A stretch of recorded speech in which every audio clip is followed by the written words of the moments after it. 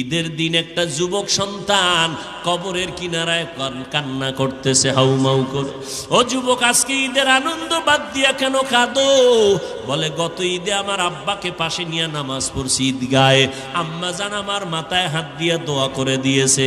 আজকে ঈদের নামাজে যখন রওনা হয়ে গেলাম, হঠাৎ দেখি আমার বিছানাটা খালি, আমার মা নাই, আমার আব্বা নাই। কে আমার মাথায় হাত দিয়া একটু দোয়া করবেন? যেই মা এমন একটা রাত নাই যে আমার খোঁজ খবর নেয় নাই। আমার আব্বা জান টেলিফোন করে খোঁজ খবর নিত। ও সন্তানেরা, ওই মা বাবারে কেমনে ভুলিয়া গেছো? আব্বা ঘুমায়, ভাই বোনেরা ঘুমায়, আমি বড় অসুস্থ বিছানায় পড়ে আছি। আম্মা জান আমাকে সারাটা রাত আমার মাথার কিনারায় বসে বসে পাহারা দিয়েছে।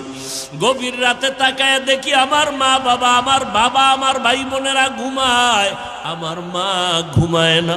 ও মা, তুমি কেন ঘুমাও না?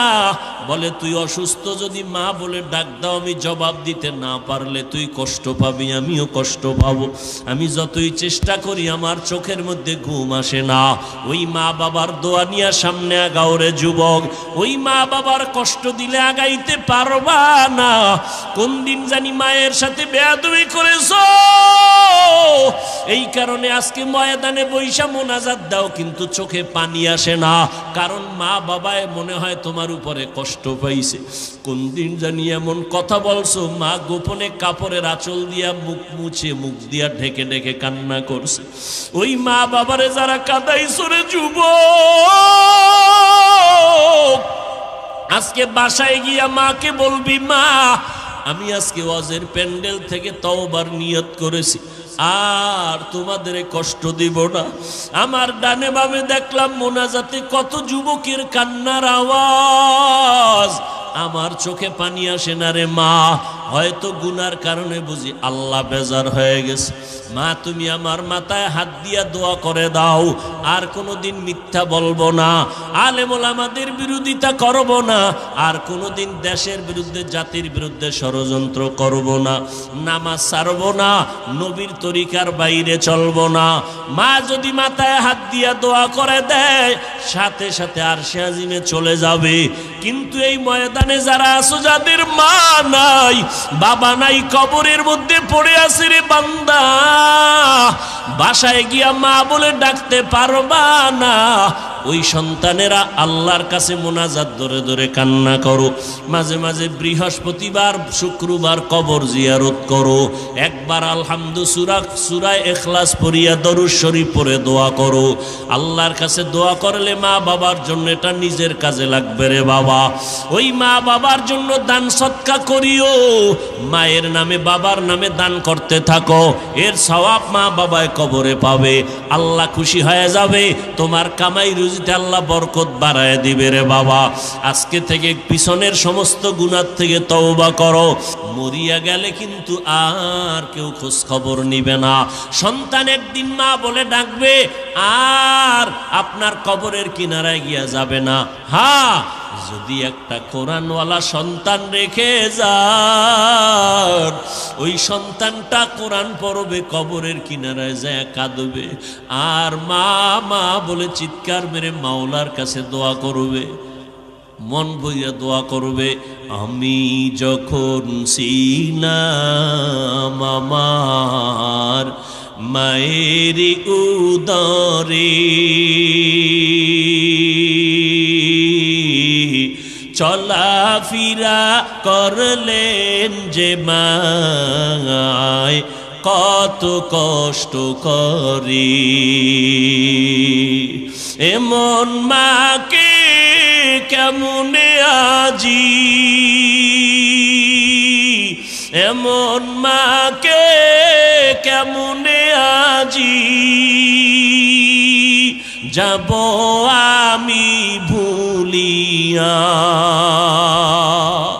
ও আমার প্রাণের মা, মা গো মা, কোথায় গেলে মোরে ছাড়িয়া, জনম দুঃখী ইয়াতিম আমি, চায় না কেহ ফিরিয়া। জীবনের মূল কষ্ট মায়ের প্রসব বেদনা, সাত আসমান সাত জমিন তখন মায়েরই মাথায়।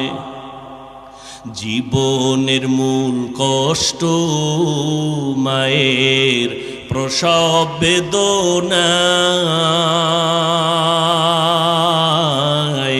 সাত আসমান সাত জমিন তখন মায়েরই মাথায়। আমার সুন্দর মুখ দেখে মায়ের, আমার সুন্দর মুখ দেখে মায়ের ব্যথা যায় দেয় হাসাইয়া।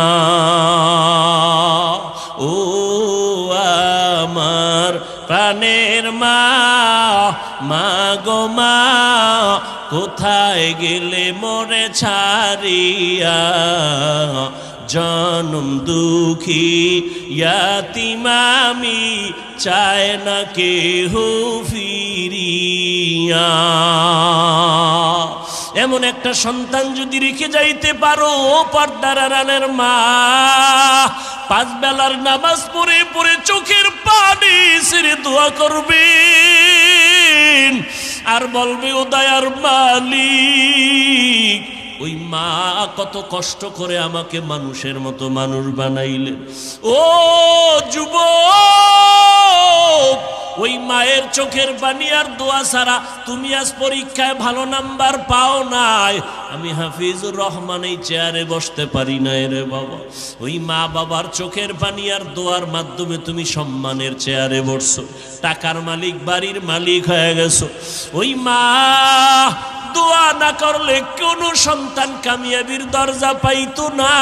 ওই মা বাবার জন্য কলিজা ভরে দোয়া নাও, মায়ের দোয়া তোমার দরজা খুলে যাবে, হেদায়েতের পথ অগ্রগামী হয়ে যাবে। জীবনে কম তো অন্যায় করো নাই, মনে চাইছে পার্কে যাবা, দৌড়াইয়া পার্কে চলে গেছো, কেউ বাধা দিছে তুমি থামো নাই, মা বাধা দিছে, মায়ের সাথে খারাপ ব্যবহার করেছো। এই এলাই ময়দানের ভিতরে এমন আল্লাহর গোলামরা বসে আছেন যারা মা বলিয়া ডাক দিতে পারে না, বহু আগে মা হারায় ফেলছে। ইয়া আইয়ুহাল্লাযীনা আমানুস্তাঈনু বিসসবরি ওয়াসসালাহ, সাহায্য নাও যার মধ্যে তিনটা দুর্বলতা নাই তার কাছে সাহায্য চাও। এক নাম্বার যার স্বার্থ নাই, দ্বিতীয় যার মধ্যে অভাব নাই, তৃতীয় যার পেছনে টান নাই। জমিনে এমন একটা মানুষ নাই যার কোনো স্বার্থ নাই। আমি দুইজন মানুষ পেয়েছি যার মধ্যে স্বার্থ ছিল না, একজন আমার আব্বা জান আর একজন আমার আম্মা জান। এগো স্বার্থ আছে নাই, কিন্তু সোনার বাংলার ইতিহাস বলে দেয় এই মা বাবাও স্বার্থ ছাড়া সন্তানকে মহব্বত করে না।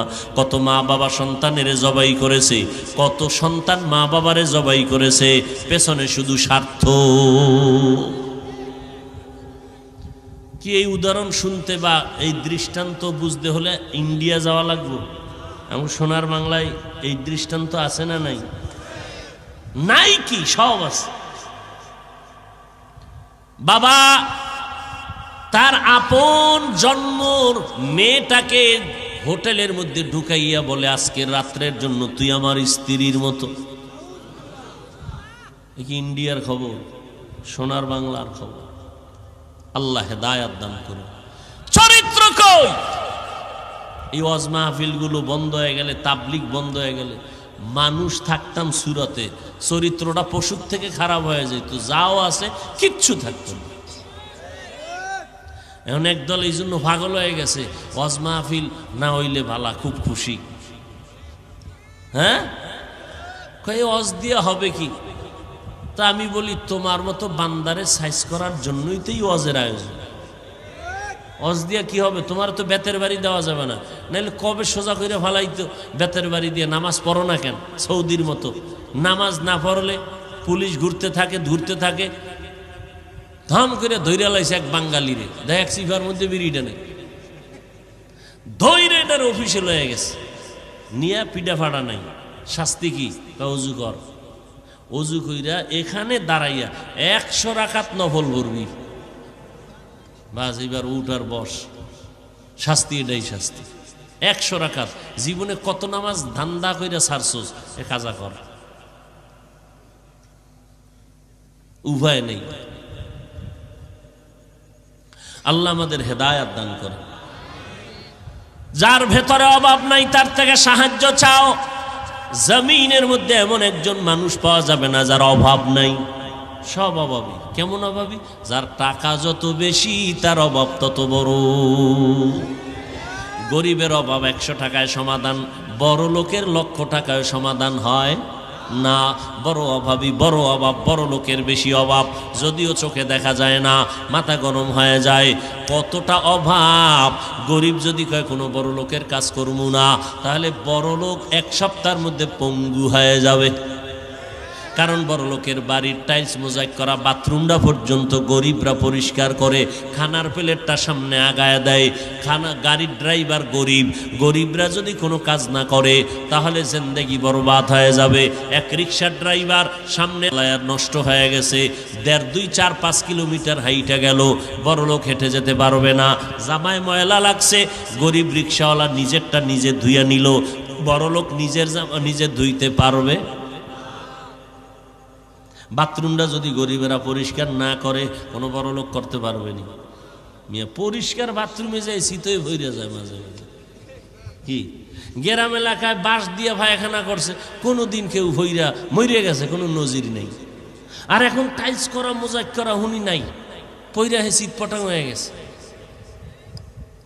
আধুনিকতা বাড়ছে মানে হায়াত কমছে।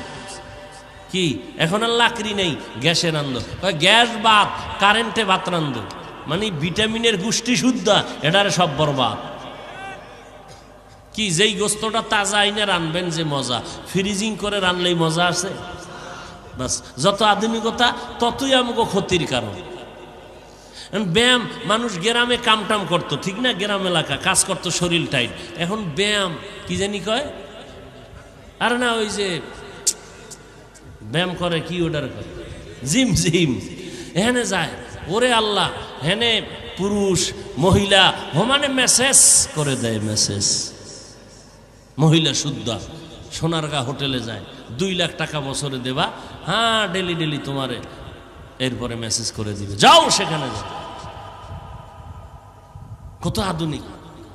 আমি কই এরকম মেসেজ টেসেজ কইরা কি হায়াত বাড়ানোর কোনো গ্যারান্টি আসেনি? কয় না, আল্লাহ টান দিলে তো কেউ রাখার উপায় নেই।